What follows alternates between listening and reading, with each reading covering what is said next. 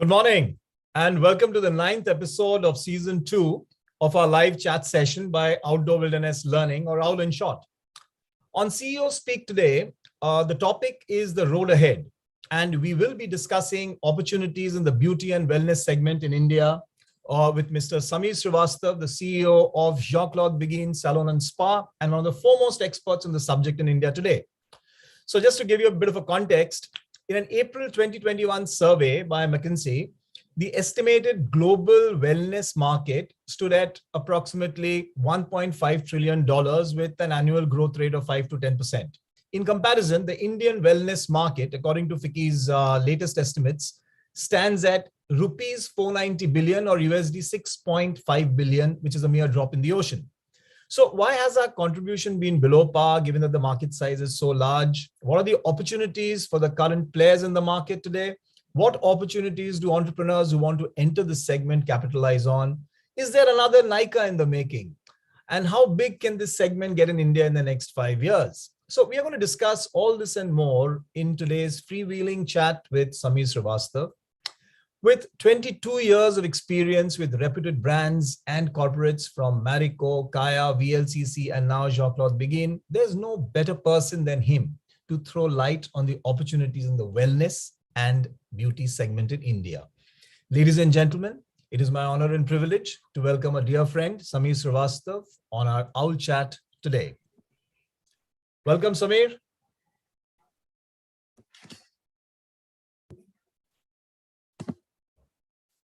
Yeah, hi, good morning.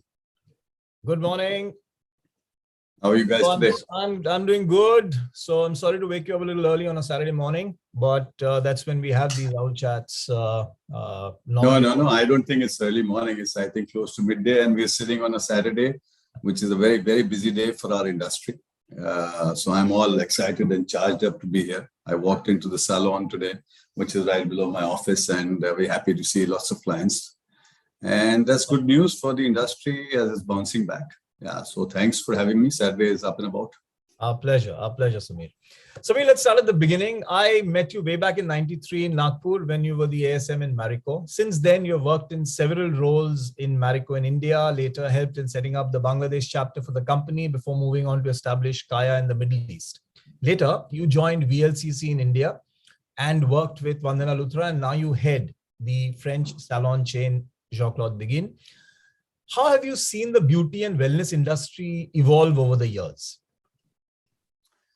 Well, I think very honestly, if I were to just reflect back to 2002, which is almost 20 years when I actually took a plunge into the beauty industry. Before that, I was a FMCG professional, and I think FMCG was again related to beauty products because Marico is one of the largest players as far as the beauty products space is concerned. One of their divisions, one of their power brands was Parachute and Hair and Care, and these were brands which related to external beauty, which is hair. And so that, I mean, I spent many years in the FMCG space selling hair oils, which actually were beauty products. But my real plunge into the beauty business was in 2002, like I said, when we got serious about getting into the B2C space and into the B2B space. Very, very early days for these terminology. Nobody knew about this. But I think we went and said that how do we grow the business of Marico beyond FMCG? And that's when Innovation Cell of Marico put together two business ideas. One of them was Kaya, and the other was a B2B business, which was Sundari. Not many of Indian consumers will know about it because it was a brand primarily for Southeast Asia, which I was heading, as well as the US markets, which my colleagues were heading. Premium Ayurveda services and premium Ayurveda products was this brand, which was, look at the irony that Ayurveda was taken away by Americans to India, and there was a famous model called Christy Turlington, and she went about launching a whole range of beauty products. That's 20 years ago. So that's my real plunge into the so-called wow world of wellness and into spas and then obviously building the whole business and reaching out to consumers across the globe, at least in the part of the world that I was handling, which was Asia as well as west part of Asia. And then eventually that business didn't go many way ahead because it was perhaps premature for the premature for those markets, and it was a very, very minuscule business. But Kaya Skin Clinic, which was an innovation born at Marico, was starting to do well, and the organization had decided to extend the geography of Kaya businesses to Middle East, and that's where I went and started with business, and to a very, very high consumption and into a very, very highly penetrated markets like Middle East and North Africa. UAE, because of a presence of almost about 50, 60 nationalities of people and a very, very high penetration of beauty services. So I spent about 7-8 years there, came back to India in 2011, when I realized that India was at the tipping point as far as beauty consumption was going. It was, the sector was getting more and more exciting. So I said, let me learn the ropes once again. I said, let me understand the business back in India, because I had been overseas for almost 8-9 years. So I took the smaller, I did not plunge headlong into the main business, but I said, let me understand the beauty education business. And I told Vandana Luthra that I will run your beauty schools, which were about 35, 14 numbers then. And she said, why don't you like to run my main business? So I said, no, I'd like to understand what exactly are the challenges of the industry as far as manpower is concerned, and how can we start at the grassroots level. She said, okay, go ahead. And she handed over the reins of the business of beauty schools, which actually was very, very fulfilling, because it also helped me and my colleagues then to empower students into this sector, and would give us a great pleasure to see them standing up on their own feet, especially women, because 60% of our industry is all about women. And throughout all these years, even with Kaya and Middle East for about 7 years, even with VLCC schools, and now with JCB, I think I've always had the pleasure, and my reasons of success has been those wonderful female colleagues who've contributed immensely to the brand and to my individual growth. From that to about JCB in the last 7.5 years, it's a very prestige boutique brand. It's not a very, very large operation, but I think what we do the best as far as Bombay and Bangalore markets are concerned. And well, that's where I've been spending all my time. And I just love being in the space for all these years. So that's what been my journey as far as the beauty sector is concerned. Sure. So Samir, we are going to come back to your stint in the Middle East, Sri Lanka, Bangladesh, and how you kind of evolved, how you saw the beauty business evolving here. But before that, I just want to take you back to something I said a little earlier, which is that survey that I was referring to by McKinsey. And what they had said is that they spoke about the global wellness market. Globally, it is a $1.5 trillion business. Whereas in India, it's really a mere drop in the ocean at 490 billion rupees, okay, according to FICCI. That's the FICCI number. So do you see that as a worry or as an opportunity? Well, I think both sides. And that's what, whenever I interact with, with international markets like Europe or America, everybody thinks that India is a very large opportunity. They just take the sheer population and just assume a very basic thumb rule that if I were to sell one product, if I were to do one services, look at the immense population that your country can consume, and that's large an opportunity. But I tell them, no, that's not true, because India, according to me, is split into two parts. One is India and the other is Hindustan. So the rural part of India is still not ready. I think it's very, very early days. And I personally don't see that journey really going forward over the next 10, 15 years. But look at the modern part of India, the urban India, and to take the business not only from metros, mini metros, but tier 1 and slightly into tier 2 cities. I think there is a movement there. We're finding consumption really shooting up, awareness really increasing of beauty products and beauty services. Wellness definitely is a little slow. The overall well-being is concerned, but right now India's at that stage. And I think as we go along, we'll talk about the immense work that women entrepreneurs have done in this space and continue to do so. But I think even in the modern part of India, there's immense opportunity. And that's the reason why I've been chased and I've been, approached by lots of American brands, lots of British brands. I speak at various industry forums and I visit Cosmoprof. In fact, there's one largest exhibition coming up in about a week from now, which is our industry largest fair. And the indicator that it's in its third year in India is an indicator of which tells you that how big the opportunity is coming up in India. So I think Modern India is here. Beauty products, beauty services, wellness products, wellness services. In that order of pecking is where I see the growth happening. Okay. So today the consumers view wellness in 6 dimensions, if I can put it that way. So there is better health, better fitness, better nutrition, better appearance, better sleep, and better mindfulness. So given that the importance of each of these categories, it varies from country to country. Example, consumers in Japan prioritize appearance, while those in Germany emphasize more on fitness. Those in Brazil and the US are more interested in mindfulness, while those in China and UK value nutrition a lot more. What do Indians value the most? Well, I think it's undergone a very big change in the last 2 years, and we've all been impacted by the pandemic. And I've seen a 180-degree shift as far as consumer mindset is concerned. 2-3 years ago, it was all about external beauty, and why not? I mean, you wanted to look good and you wanted to feel good. You love doing a fantastic haircut, and you love doing a nice blow dry, makeup, and consumption of beauty services was going up. We were seeing increase in salon services. We were seeing increase in brands coming into India. But then the pandemic was something which did a massive shift as far as consumer behavior is concerned, where the consumer started focusing on the inner part of herself and realized that if she focused on the inner well-being of herself, it would be a reflection of her onto her face. If she was eating healthy, if she was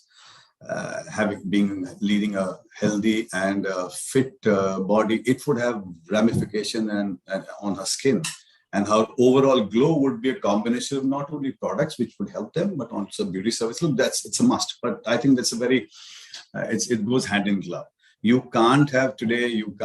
Considering the lifestyle that modern India has, and the levels of stress and pollution that each one of us experience.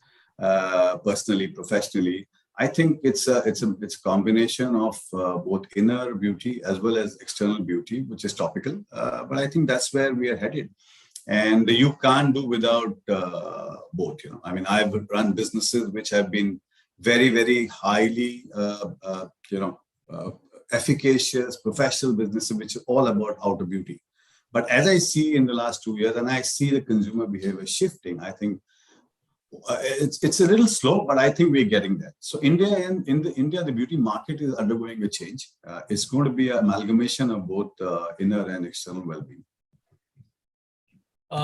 So where do you see the opportunity for entrepreneurs? So for example, does the opportunity to capitalize on this need, now that you're saying that over the last 2 years, you've seen a 180-degree shift. So do you see that the opportunity to capitalize on this need, does it require big bucks that only a large funding can help sustain? Or is there an opportunity for an individual to start small and make the business grow big? And therefore, what are the do's and don'ts for an entrepreneur who wants to get into this space now? What would your advice to them be? So I'll split this question into 2 approaches. One is, as I see that there is already an existing market as far as beauty services is concerned, which are basically salons and spas. And then the other part of the business, which is more on beauty products. Both the sectors have undergone a huge amount of change and have been attracting a lot of action and excitement, I would say. I'll tell you whether my personal belief is whether that action is correct or not. But now, if I were to split this and tell you the first part of the business, which is beauty services. Beauty services basically are how you run salons and spas, like I said earlier. I think the opportunity there is immense because there is a big need in every individual, whether it's even now in a tier 2 town, to look good and feel good and to take care of personal grooming and personal hygiene. I don't think of it as fashion services. I think these are hygiene services. A female client would have to go to a salon to do her waxing, which is part of her hygiene services. These are, I mean, you need to cut your nails. Men like you and me need to cut our hair once in a month or so.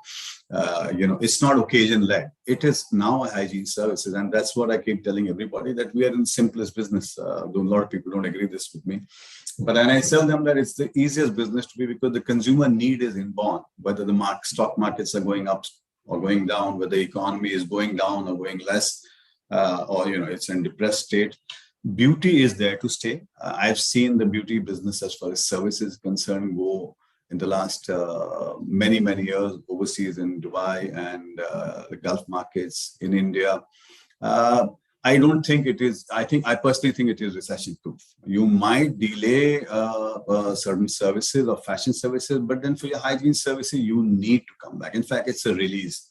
If you're in a depressed state of mind and you come to the salon, you get a nice haircut done and your hair looks good and you get compliments, it does wonders to your own self-confidence. You feel good from within, and whatever might be the conditions. Sure.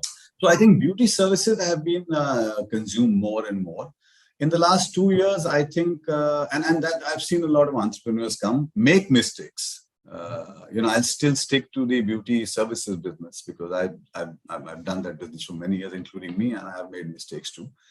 But I think, one has to realize that all that glitters as far as this beauty services business is not gold. And beauty services would require a large amount of capital outlay, would require you to not only invest in certain amount of infrastructure into the right location, into the right kind of interiors. So it typically has a certain amount of expenditure which you need to definitely park. But if you run the business very well, you can definitely be an entrepreneur and you can do exceedingly well. And you will definitely get a lot of rewards and returns, provided you run the business like a very, very tight ship. And that's the first most important thing as far as the beauty services business is concerned. Now, if you come to the product business, in the last 2 years, we've all been seeing that immense splurge in entrepreneurs, and I welcome them. Yet at the same time, I give them a word of caution that the action that you are doing, the kind of launches you are doing, the kind of products you are doing, especially in the whole D2C space, which is really booming and exploding and attracting a lot of investors, is also set for a shakeout. I personally don't think that so many brands will survive. Somebody or the other will burn out, and we've seen that many of them are burning out because it requires very much more capital than the beauty services. It requires you to have scientific labs. It requires you to research the product. It requires you to do consumer trials of these products.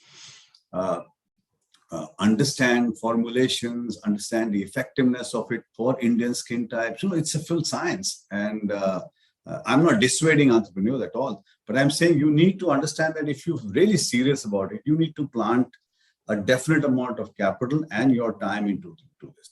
Do not be a fly-by-night operator where you just catch hold of a lab which just gives you a private label. You just plaster it, look at what is happening on the internet, look at Instagram, and then you launch the product. I don't think that will sustain in the long run. It will damage you and it will damage the industry. And we're already seeing repercussions of that happen. So both the services and the product business, like I said, is attracting a lot of attention. It will continue to attract attention. But I personally definitely see a shakeout happening and survival of small players, definitely entrepreneurs who have a slightly more long-term view and slightly more serious view to the entire industry rather than just wanting to make a few quick bucks, seeing the whole excitement happening. So, that's where I see both the sectors and segments heading to. Sure. So JCB is right now, you're present in Bombay and in Bangalore, right? And a small little operation in Pune. In Pune as well. Okay. So, but it's a very high-end salon. But what about the rest of India? You have, there's no doubt of money in the major metros across India. So do you see an entrepreneur getting into similar spaces there, etc.? These kind of places, including the northeast of India, places like Manipur, Meghalaya, Nagaland, all of these places, as well as places across the rest of the country. Do you see these kind of an opportunity for an entrepreneur to get into this high-end salon and beauty kind of a business as well in these spaces? No, absolutely. And I think that's where we are finding India has got a population of 6 lakh salons. The organized sector is barely 5,000. Barely 5,000. The rest of the market is scattered all over India. So I'm not even talking about the barber who shaves your hair below a peepal tree. I'm not talking about that.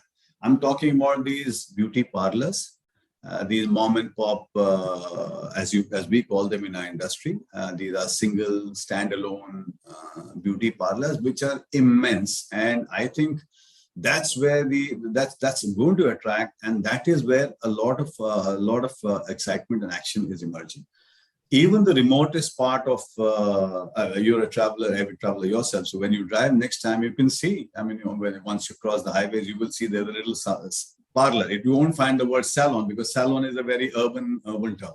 But beauty parlor, hair cutting, saloon, SALOON. So these kind of things are there in small towns. But small towns also have their challenges, because it attracts, it doesn't attract top talent in terms of the workforce. So whereas the consumer need is there, but somebody who studied, and I've seen this in the 35 schools of VLCC that I run, and I today employ one of the top hairdressers and beauticians as far as Bombay markets are concerned. And I meet a lot of Northeasterners who come here, and I ask them, why haven't you done something for yourself? They say that it's in the human nature to move to urban areas. I want to go to a larger town, because that's where I will see my dreams come true.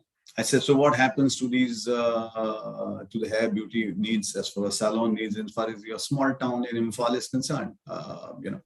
So they are kind of shy and they don't know what the answer lies there. But that's when I reflect and I think that tier 2 sounds very large, but it is got immense challenges. It will definitely not attract the best of people and talent. So I think that till the time the whole journey really improves over the next 5, 10, 15 years, these challenges in the smaller towns will continue to be. India is on a cusp of an urbanization situation, especially our beauty workforce is concerned. Nobody wants to work in small towns, even though opportunity is immense. So what happens? Products will reach you. Large companies like Moroccan Oil, L'Oreal, Vela. I work with them, and I know they have great plans to take the business down. But out of 6 lakh salons, like I told you, say a L'Oreal would service 50,000 salons. What happens to the other things? So those challenges are there.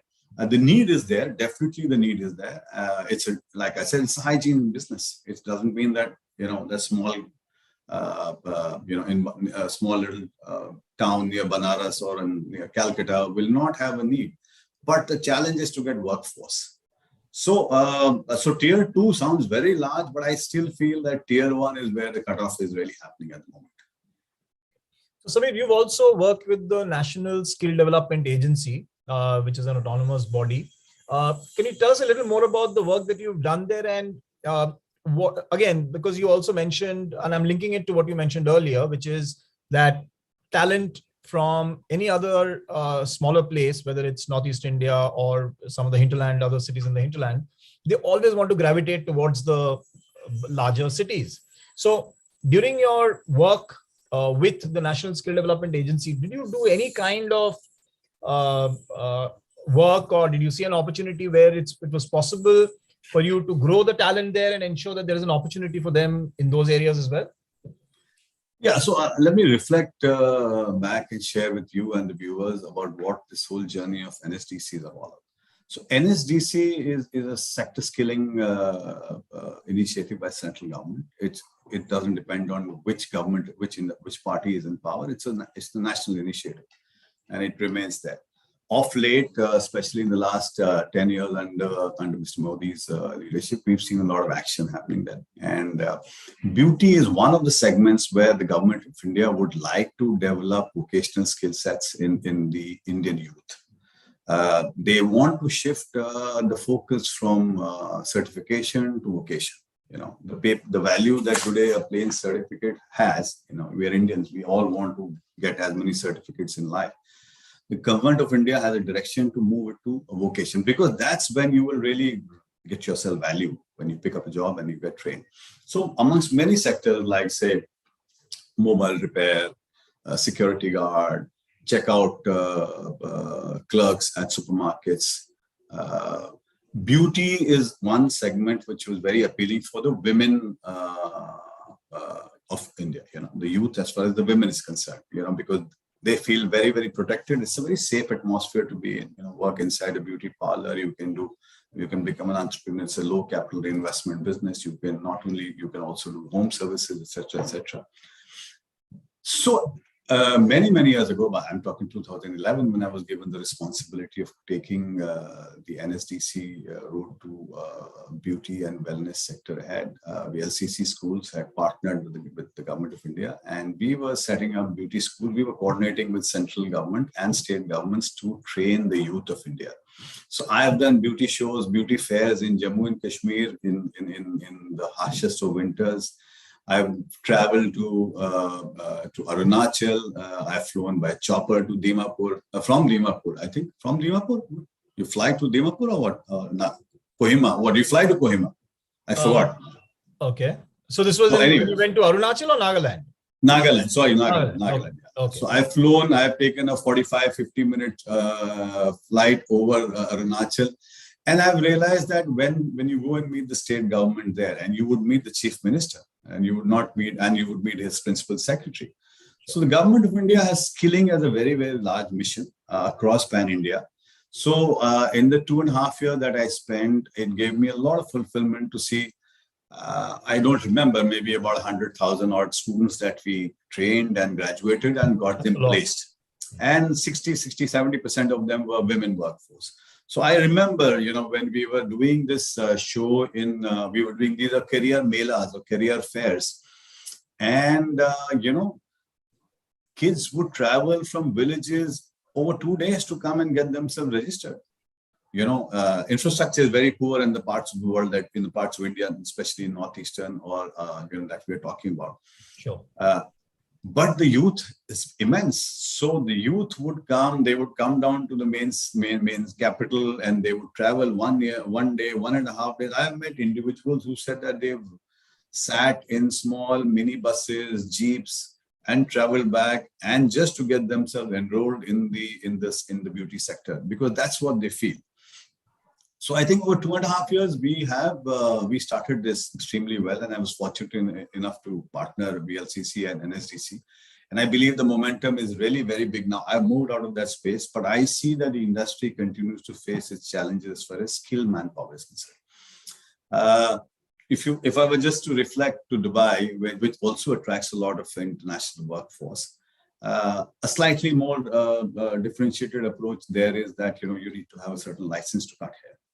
Europe, you need a license to cut hair. UK, you need a license to cut hair. India is not. I mean, we don't see that. So there's no entry barrier, is what you're saying. No.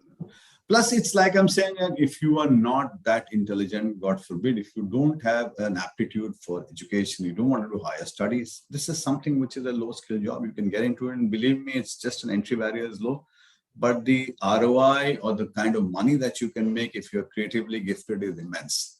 I can't take names, but I can tell you that there are hairdressers who make 3 to 4 lakhs a month. Yeah, very, very easily. But they worked their way up. 12, 13, 14, 15 years of work experience, have worked hard, have stood for 9, 10 hours on the shop floor, listened to consumer, washed consumer hair, understood, attended meetings, attended training sessions, and today they are in that position. And so look at the beauty of this business, But again, like I said, there's a lot of social stigma which is attached to it. So the government of India, in this part of its journey, is also wanting to remove the stigma of which is associated that my kid works in a beauty parlor. I think those are the bigger challenges which urban India is still facing. Correct. So I think NSDC is on a very, very large mission, and I'm happy to be associated with it in the past. And I continue to be associated indirectly. And the industry in which I represent. So if more salons were to open, if more entrepreneurs were to come up in the D2C space in products, it would lead to indirect employment of people as far as the beauty sector is concerned. Sure. So that's been a bit of my journey. But I think 2-3 years, very, very fulfilling. Happened to work with a lot of bureaucrats and very smart thinking IAS officers who have a vision to contribute to a better India. But like I said, it's all triggered off in the last 15 years of central government leadership. Heartening to know that actually, that there's so much of effort being put by the central government to skill and reskill. Yeah, and I think they've picked it up. Sure. They've picked it up, especially from countries like Australia, where there is a very, very high focus on vocation education. Sure. And I was fortunate enough to meet a few representatives of the government of Queensland and Tasmania and stuff like that. And the focus that they put on vocation is very good. And for us also, it's very good because, a beauty parlor, a female, if you go to go into tier 2 towns or even in metros, there will be certain family values. People would not feel comfortable in sending their girl or their daughter to work in a supermarket or to work, or to sit in a shop and, be a sales girl. But beauty parlor is a cocoon of safety. She has fixed hours, she goes there, and even more safer is when you get female clients, if it's exclusive female salon. So, yes. And you can do extremely well there. So I think that's the immense opportunity which the sector continues to throw. Sure. So Samir, I now want to shift the conversation to something that's been the talk of not just India, but probably the world at large, which is Nykaa. So everyone's been talking about Nykaa ever since its stupendous IPO. Now, you being in the beauty and wellness industry, did you see that coming? Oh, yes, I know. I had the privilege of meeting Falguni 7.5 years ago when she just started off Nykaa. In fact, I still have the first deck that she showed me. And one of my very good colleagues is the CEO for Nykaa. I've had the fortune working with Nykaa teams a lot. A lot of their experimentation. I know the family. I know Anchit, who runs the beauty fixed business, the Nykaa stores. We've collaborated with professionally many times, met up in the industry. But I think she's heard this a zillion times. I would add one more time. It's been a super journey, and what makes me more proud is that it's a female, yes. It's a woman of India, and somebody who's not in the space. But I think 7 years that she's taken, it's not only passion, but she's persevered with it. I mean, she has driven this relentlessly and done as many innovative things as she has. Got along Nykaa awards, Nykaa stores, gone out, represented India to the external world, to American makeup brands, to European skincare brands, and told them that, look, we've got this e-commerce thing going. Come partner me. It's not easy. Nobody knew Nykaa 5 years ago. To go to brands in Europe, in America, in the UK, tell them that, look, I want you to come and partner with me and on an e-commerce thing. So it would be a big suspect and a question mark in the eyes of the brand. But I think she's persevered, and she's created a wonderful empire. Also, at the same time, she has triggered off a lot of thinking as far as the entrepreneurs or brands like us in this space is concerned. And I'm happy to say that, we've picked up some very nice insights from our business, and we've also have a little e-commerce thing going. And that's what I keep telling all my fellow salon operators or brand or owners that, look, there is definitely, put your egos aside. I mean, if you can learn from a women entrepreneur who's super successful, so be it. I mean, why not? Absolutely. And she's created a wonderful business model. And so can you. So can you in your little small little town that you do, or if you have if you have a handful of salons that you can do. So Nykaa is tremendous. It's taken on competitors like Amazon, which are global e-commerce players. Sephora, which is a very large global e-commerce player, as also a fixed store business. And I see the journey opening up of more 300 stores. I was reading the other day in one of the business dailies that there is a plan to do almost about 300 stores, which are coming out of Nykaa. So which shows that the vision is there. So you've created it. You've created an opportunity. You've been very successful. You are now take it to the next level. So I think it's fabulous. And I keep saying this. I think the team is phenomenal. A lot of women. Reena, who runs their private label business, has been this former colleague of mine from Kaya. I think she's really done a fab job as far as the private label business is concerned. But yes, again, proud the fact that an Indian entrepreneur has made a global impact. Yeah, absolutely. So, Samir, is there another Nykaa in the making? oh, why not? Oh, absolutely. I think is there scope for that? Oh yeah, definitely. I think the entrepreneurial mindset which has triggered off in the last 5 years, as far as Indian women are concerned and Indian men are concerned, younger people is concerned, I think there is an opportunity to immensely create. We've not even scratched the tip of the iceberg. It might sound cliched, but it is true. The consumption of beauty products and beauty services in India is very, very low, abysmally low. I mean, I'm not talking about first world countries. We are also first world country, but I'm not talking about America. I'm not talking about Japan, China, for that matter. I think we are just going to explore this further and further, whether it be products, whether it be e-commerce, whether they be curatives, whether they be skincare, beauty care. I mean, the action is immense. And the nice part it is that it's also leading to consumptions. We run a little e-commerce business ourselves. We get orders from Andamans. We get orders from a small little town in Northeast where we are not even present. True. So consumer is relying on JCB, is taking the trust factor, is looking at our businesses, looking at our e-commerce sites and buying from us. So those are the opportunities. So, Samir, when you're talking about somebody from Andaman picking things up, or somebody from the hinterland, any other place, and wherever it is, picking up stuff. So, do you see that e-commerce and D2C is the way to go if you really want to scale up this business? Yes, but again, like I said in our earlier conversation, part of the conversation, that you need to be very, very serious about this, in the sense that do not look at it. Look, India is very unique. Indian skin type, Indian hair type is extremely unique. Please do not follow what is happening globally. The country, 200 countries where brand X is sold is different. Indian skin type, Indian conditions, our diet conditions, the way we take care of our skin and hair and is very different. So there is a definite future for products which are created by Indians for Indians. And I'm happy to share that, I've just had the experiences of working and meeting up with 2-3 young entrepreneurs, and I'm very proud of the fact that, again, they're women. One of them is a brand called Pahadi Local. It's run by Jessica.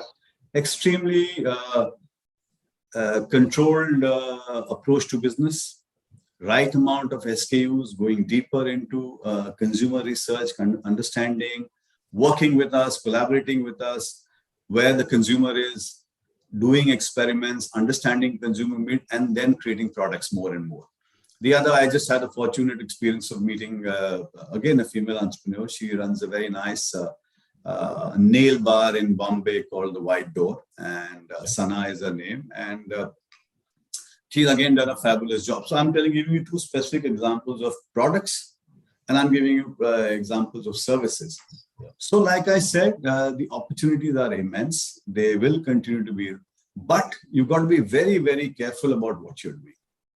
You have to research, you have to do deep consumer understanding. You have, if you're talking about sustainability, you have to be very serious about sustainability. You just can't say that just because it's a fad, so I'm sustainable. No.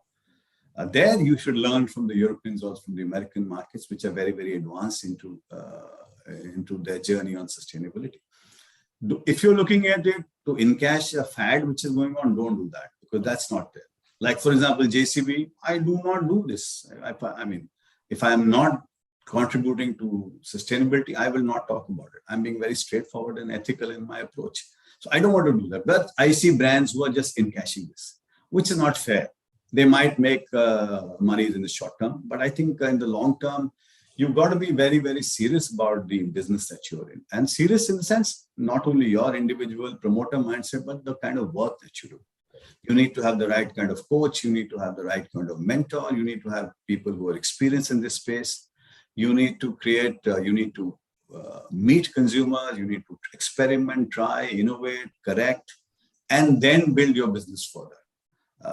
It's a little sad to see, the kind of brands which are getting launched virtually every day. And at the same time, everybody's making a claim to the same thing. without doing a lot of research, without doing scientific approach to the business, and that will cause burnout, and it'll burn somebody's money. You will end up selling the product to a consumer, God forbid, spoiling his or her skin, just because you're saying that my product is got this efficacy. So don't do this. Is what my honest submission to entrepreneurs today is. So you're saying a lot of R&D needs to go into the whole process, because without that there cannot be a very superficial way of approaching. Not at all, and that unfortunately is available today. But here I would look to countries like like US FDA or the French CE or the European CE, which is very clear that anything which you're going to import into India, or if you're going to apply on your skin, has to be approved by the governments. Has to be approved. India is not that. India doesn't have that. No. It's extremely easy to do this, and I think there needs to be some kind of control which needs to come up in the entire social commerce bit, because it's very easy to launch products. Sure. All you need to do is have a good handle going and have some followers and do some influencers and spend some money on internet and on Instagram and Facebook, and then so there has to be some watchdog which has to come into this. Sure. Otherwise, you will end up harming. So Samir, we were discussing women entrepreneurs, and so whether it's Vandana Luthra, whether it was in Nykaa, and some of the Pahadi Local and some of the couple of other brands that you mentioned. So what is it about women entrepreneurs? Is it a business that comes naturally to them, that they succeed where traditionally men probably have failed in that business? So what is it about women entrepreneurs that makes them succeed and do so well in this segment? Look, I think first is definitely it's a category which they understand better, and this has been the knowledge which has been passed on from our grandmothers. So a grandmother would have oiled her daughter's hair or put haldi uptan on her face. So it's been a part of the whole journey of a female. So that is something which they naturally understand. That's a head start for sure. But the other thing is that the kind of services which a female needs to do in a regimen is far more than a man. I'm not saying that a man can't take care of himself, but I think she would experiment a lot. And a lot of home remedies today are being used to make or get into products which are being launched. So I personally feel that that's one thing. They definitely have an edge over men entrepreneurs. At the same time, I think the perseverance which they go through. I mean, women are far more stronger people than men are, and more resilient. Oh yeah, I think definitely. I think so. They can take on this. They can understand this. They have more patient capital than the other gender is concerned. They will build the business slowly and steadily. She's a homemaker. She can run her enterprise from her home. A man is an outwardly going, by nature. He has to go out and earn his living and come back. So I think while those are the particular attributes of the gender which have led to this exciting splurge as far as women entrepreneurs is concerned.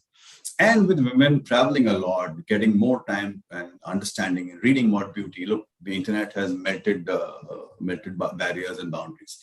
So the kind of stuff once her husband leaves work, once the kids go off to school, so the kind of time she has and the kind of tools are freely available today. She would read, she would research, she would look at YouTube videos, she would understand what is happening on Instagram, social media, etc., and she would try. And by the time she would have an idea forming, in her mind. So I think it comes naturally, but also the fact that they are far more smarter than men as far as this space is concerned. And I think that's why we are seeing very, very successful. And I'm not talking about Shehnaz Hussain, who came in many years ago, and Vandana Luthra, who came in many years ago, or say the lady behind Forest Essentials and stuff like this. But I'm saying newer generation, younger generation, which is coming into beauty products, beauty services, a very serious approach to the whole sector. I think they'll be far more successful than me. Absolutely. Samir, I know it's a busy Saturday for you, but before I let you go, we have some audience questions coming in. So so here's the first one. I'll take maybe 3 or 4 of these. In your opinion, how big a role does social media influencers play in the beauty business today? Since it's an audience question, and I'll be very honest, but that's what I believe in. I think influencers are very important part of the whole business, but choosing the right influencer who believes in your philosophy is more important than just doing it as a commercial relationship. That's my answer to you. So find an influencer who genuinely believes in it and would stick to you for a long term, and not just today talking about brand A and tomorrow talking about brand B, because that's her profession, that's her life. But then find out an influencer who's somebody who's really as passionate as you are. So not any influencer with 1 million followers, but somebody who knows the business, understands it, and is passionate about it. And the philosophy of this. Philosophy of the brand. The next question we have is based on what you just mentioned. So 1 second, just give me a moment. Based on what you just mentioned, then, when you give out franchises, are you extremely careful since you cannot compromise on the brand? In continuation, normally a franchise is usually looked down upon as compared to the main setup. So what's your view on that? No, I think franchising in India, as far as the beauty business is concerned, is premature. That's the reason why a brand like JCB has not franchised. I have very high respect for companies like Acumen and VLCC who have run large franchise operations. Okay. My personal opinion is that if you're running a prestige business, you've got to be very careful and you have to have immense control. That's why in the last 7.5 years, I get a lot of franchise applications from all over India, but we haven't franchised at all. I think you need to partner the franchise in his or her journey rather, because somebody who's putting up their own money and their own hard-earned capital. So don't just till the time you take ownership of that person, you should not be franchising. If you find a franchisor who's really willing to handhold you and guide you and make you successful for the first 1.5 years, then that's the brand to go to. So here's a very interesting question, Sam. It says, hi, I wanted to know your thoughts on how do you see the beauty industry embracing the trend of accepting flaws and in fact highlighting them. Case in point, today TOI mentions how celebrities are flaunting freckles, chipped nails, dark circles, in fact accentuating them. Of course, with these influencers talking and sporting them, what is the trend we are looking at as far as visiting beauty salons are concerned? Well, absolutely. I think we've got to be very honest about this, whether it's all about your outer beauty or it's about your features, or it could be about your body weight. I think you've got to embrace it all, and it's a part of this thing. I'm not here to make you into Cinderella. I don't want to do that. I'm here to help you feel beautiful from within. And if I can add to your self-esteem by giving you a nice haircut, irrespective of whether you have freckles or you have acne or you have pigmentation, I can guide you. I will suggest you that to do. But I will welcome you and I will embrace you. And I think that's what the world is headed to. And I think as JCB, we take great pride in doing this, whether it's everywhere. And I think you need to be honest with your client and with your customer and tell her, look, it's how you're born. Look at me. I mean, if I've got pigmentation, so what? Are you going to select me, or are you going to be associated with me for how I look, or for my mind, or the way I think, or the way I relate to you? I think that's the larger question. We don't do anything. We do not do any promotions on whitening at all. And I don't overpromise that I'm going to make you a Cinderella. No, that's my very straight up, honest. Very well said.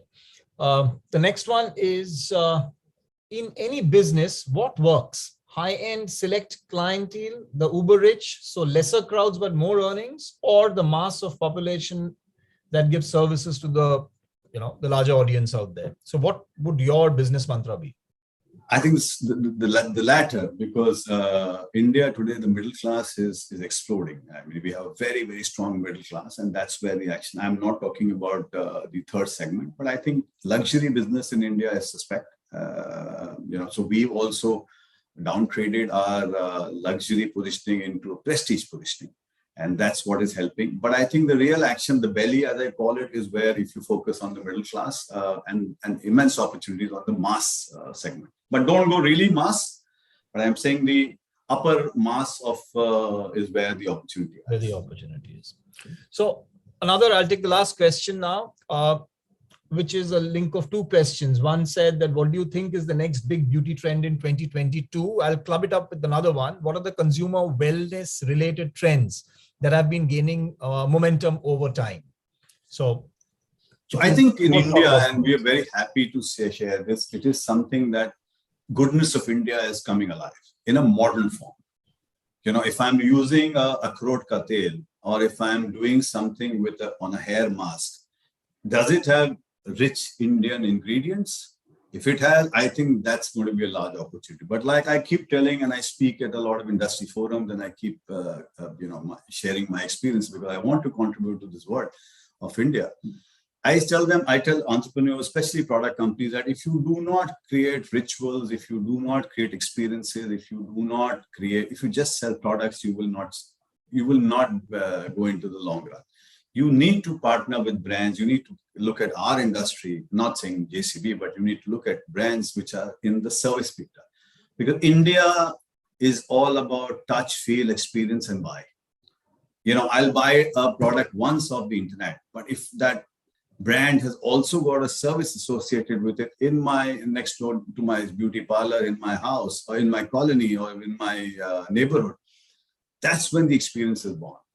And that's what is long-term, which will create immense wealth for the entrepreneur, as well as for the services guy. So I'm saying goodness of India in a modern form, not going the traditional way, make it sound sexy, make it sound good, and of course have the efficacy of it. But you got to give it in a modern avatar. Great packaging, nice fragrances, chic positioning, and yes, why not? And the goodness of India. Thank you, Samir. So, Samir, we now come to the third and last section of our chat. It's called the Little Discoveries Round, where we get to know you a little better as a person through some rapid-fire questions. And you can give a one-word or a one-sentence answer. Don't know is not acceptable. So, your definition of beauty? All-inclusive. Is beauty skin deep? No, I think it's from within. Are influencers overrated? Oops. I'll say oops. Okay. Oh, that's your answer, is it? Yeah. Okay. Your idea of a wellness holiday. You're an avid traveler yourself. You must have been to some 78. Yeah, but unfortunately, all my travel, and my wife keeps telling me about this, that you never get on a resort thing. I mean, I would. So my idea of a great holiday is to a great wellness holiday. Yeah, okay, is to just be in a place where I can read a book, I can lie in a hammock, I can be with my wife, maybe a couple of friends, and enjoy nature as well as experience the goodness of the property that I am in. Fine. So you know whom to contact for that, right? There's a company called The Wanderers, so you can get in touch with them. All right. Your favorite beauty brand? Oh, there are zillions of them. Homegrown beauty brand. Your favorite homegrown beauty brand?